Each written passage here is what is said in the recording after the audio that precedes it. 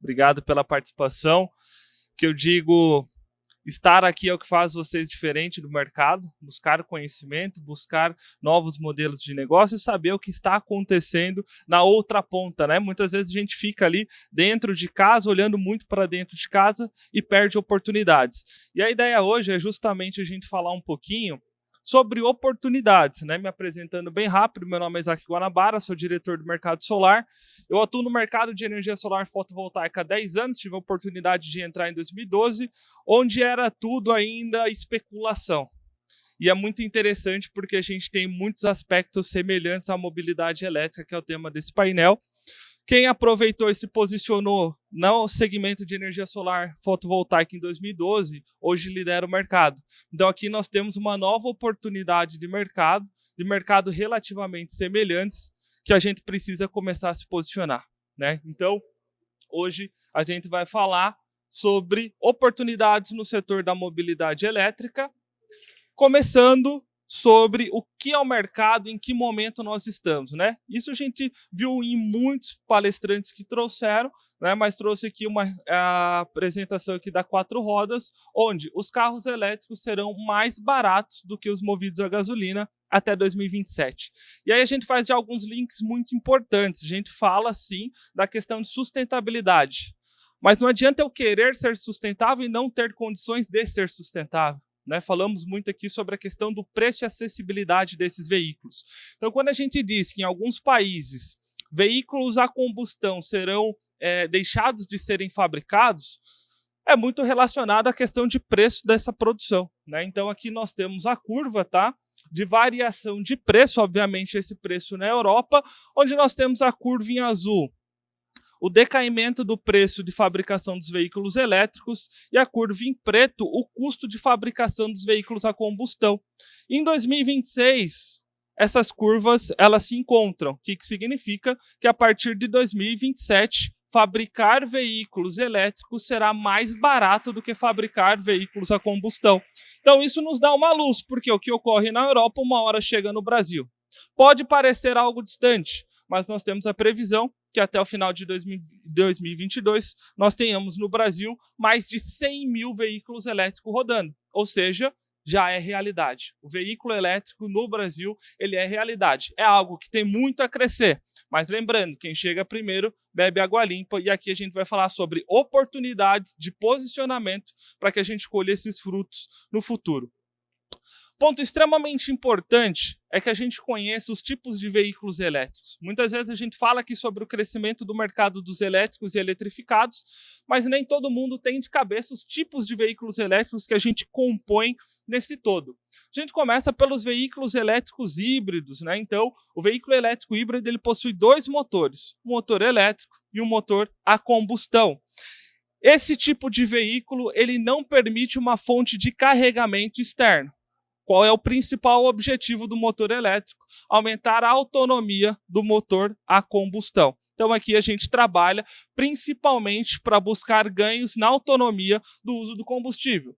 Modelos conhecidos, nós temos o Toyota Corolla e o Corolla Cross, lançado recentemente, Toyota Prius, RAV4 e Ford Fusion. Ponto importante, este tipo de veículo ele não entra no conceito de mobilidade elétrica, pois ele não permite uma fonte de carregamento externo. Avançamos para o híbrido plug-in, né? Então a palavra plug-in é o ponto-chave. O híbrido plug-in ele também possui 2 motores, o motor elétrico e o motor a combustão.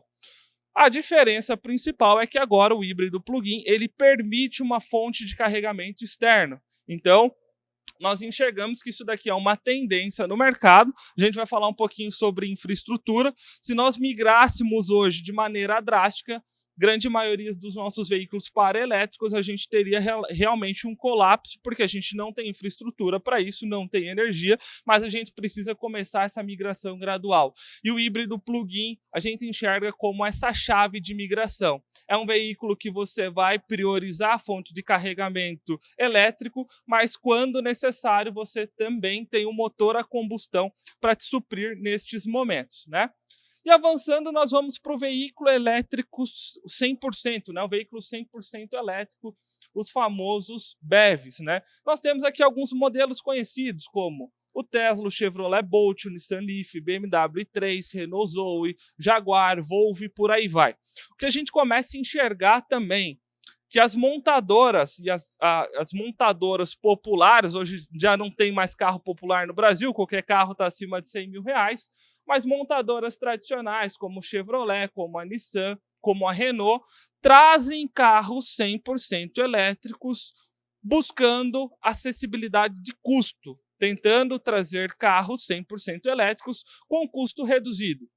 E aqui eu trouxe um estudo para vocês dos nossos colegas da Associação Brasileira de Veículos Elétricos, onde ele mostra como que foi o desempenho de vendas dos veículos elétricos no primeiro quadrimestre de 2022. Nós temos em primeiro e segundo colocados os veículos elétricos híbridos, Toyota Corolla e Corolla Cross.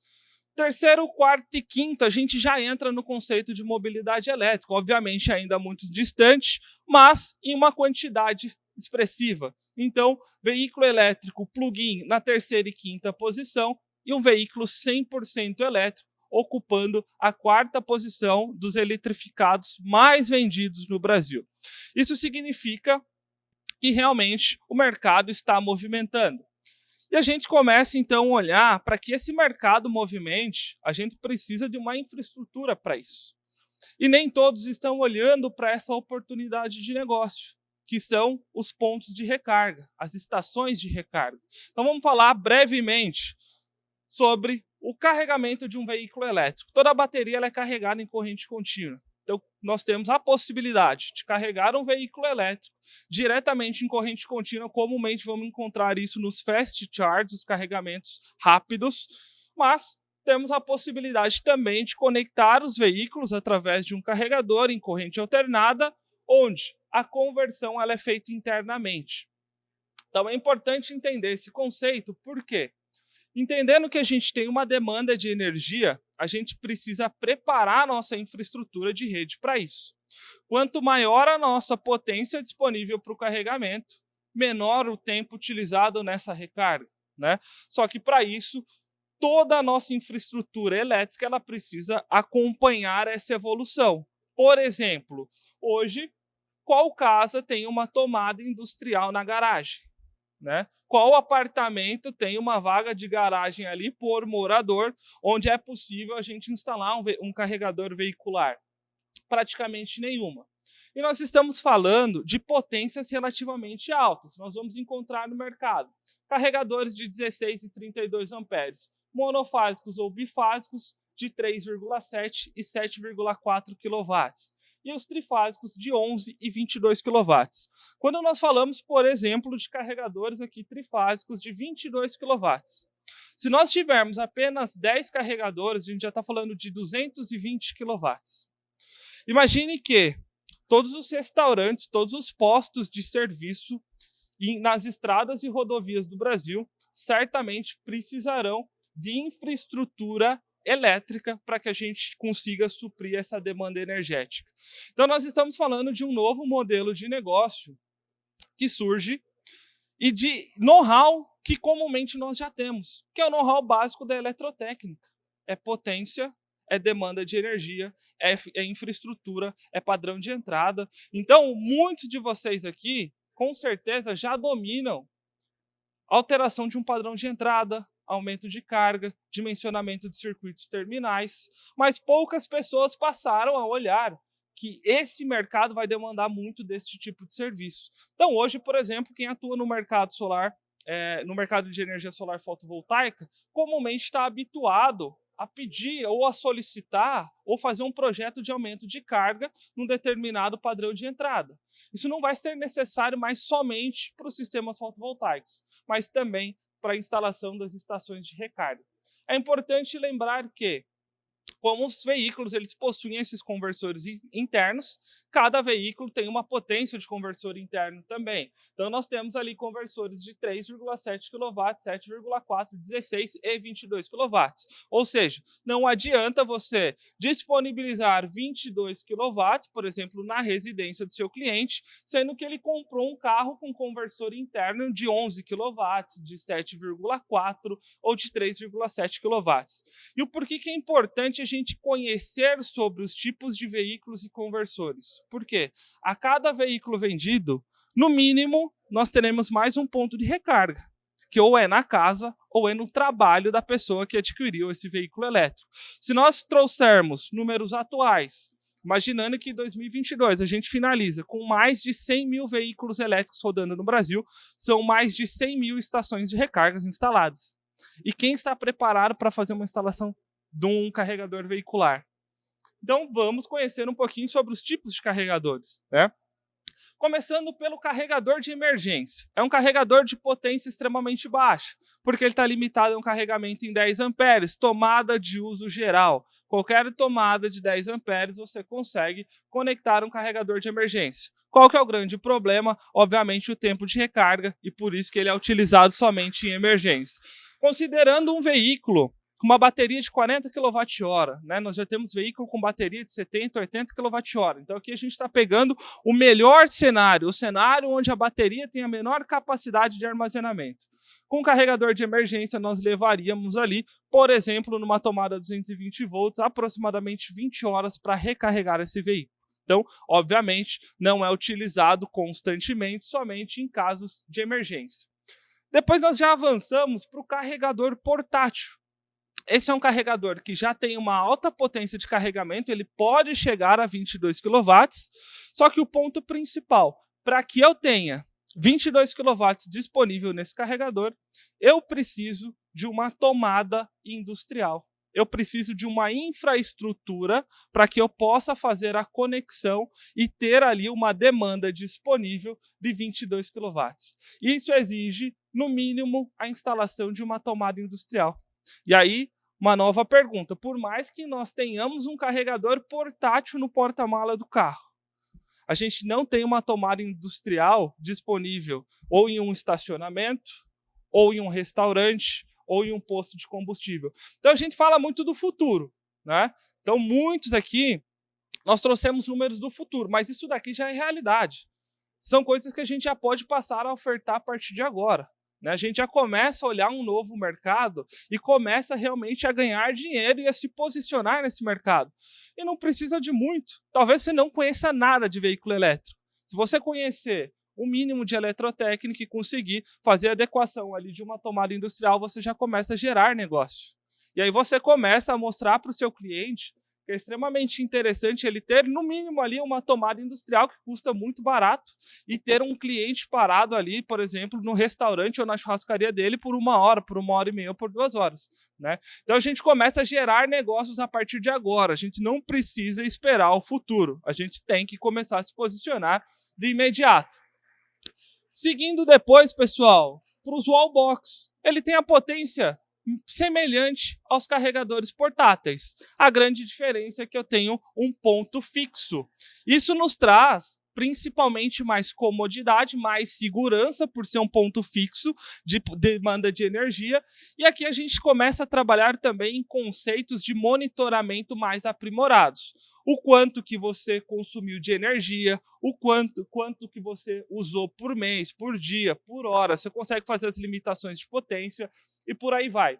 E aqui vem um outro ponto importante. Sempre que você comumente compra um carro elétrico, entre aspas, você ganha um carregador. Ou seja, você comprou um BMW, a BMW vai te dar um carregador. E a BMW, por exemplo, ela está credenciando instaladores regionais, porque não faz sentido a própria BMW querer fazer instalação. Então você pode se credenciar às redes de montadoras para que você seja um instalador certificado e homologado daquela região. Ou seja, negócios passam a chegar até você.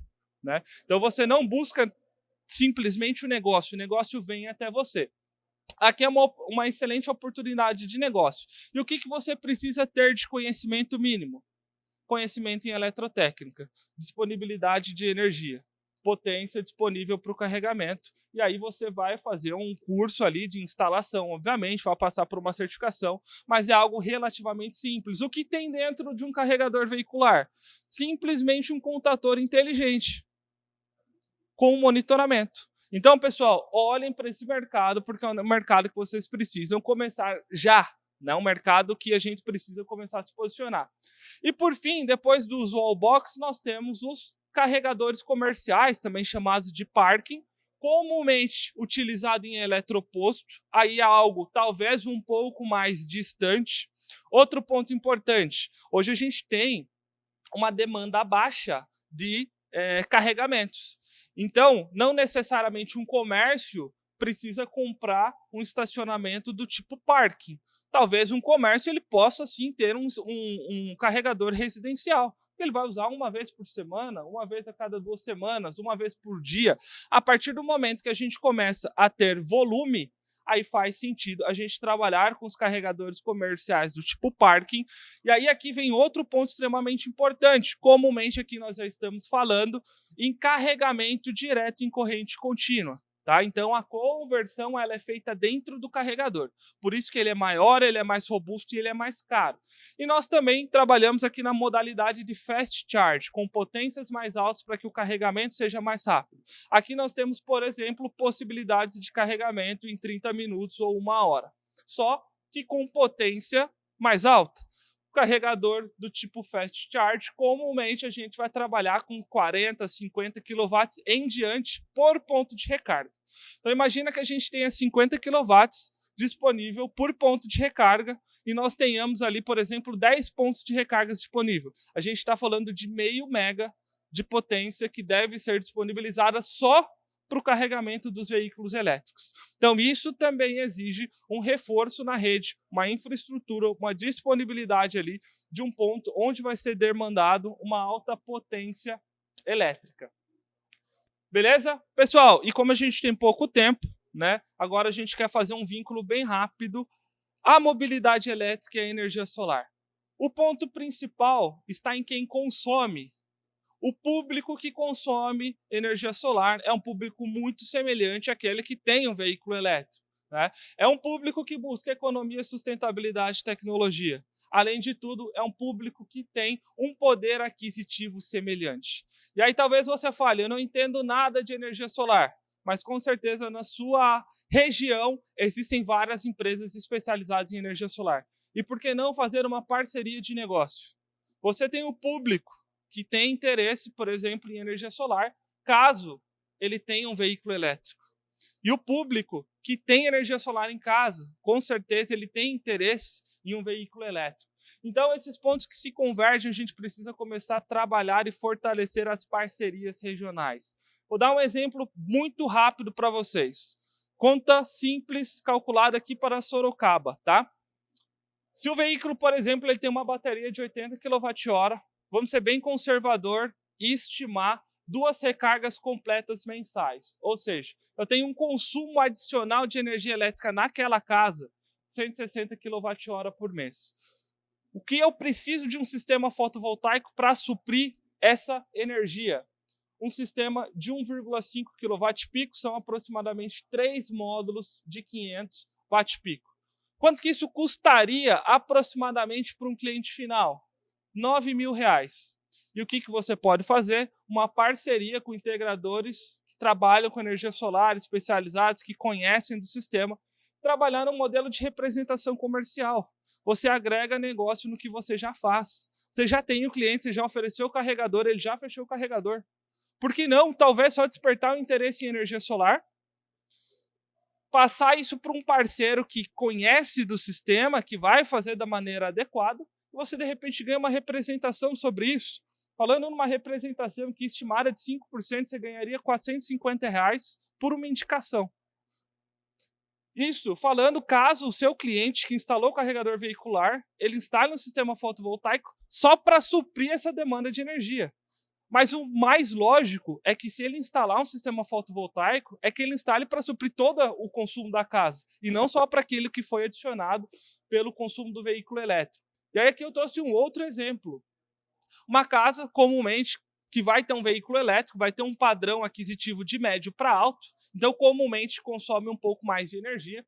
estimando aqui na casa dos 960 kWh o consumo da casa mensal associado ao acréscimo que ele vai ter utilizando seu veículo elétrico. A gente chega aqui numa potência necessária de um sistema fotovoltaico de aproximadamente 8 kWp, 16 módulos. Isso daqui é convencional você encontrar instalações desse porte. Quanto que isso custaria para o cliente final? R$ 37.500. Caso você tenha feito esse negócio acontecer, caso você tenha parceria com o integrador da região qualificado para fazer isso e ganhe os mesmos 5% de comissão, a gente está falando de R$ 1.875. Imagina que você instalou 20 carregadores no mês e desses 20, 10 fizeram aquisição de um sistema fotovoltaico também. A gente está falando aqui de aproximadamente R$ 18.750 por mês, que você talvez estaria deixando na mesa.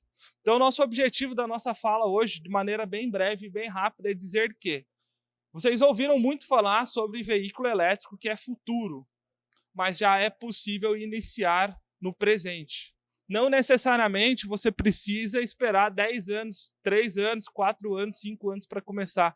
Que o veículo elétrico vai crescer, isso é óbvio, né? Agora, como que nós vamos crescer junto? Como que a gente faz isso ser rentável para a nossa empresa? Como que a gente gera novos modelos de negócio?